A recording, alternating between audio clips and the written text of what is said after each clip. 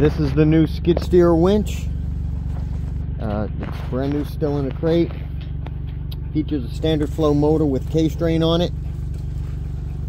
Here's your winch release, your manual winch release. Nice thick 1/2-inch cable. Extra support on the extruded metal protection guard. It's the industry standard quick attach. Traction for your feet when you're stepping off the skid steer.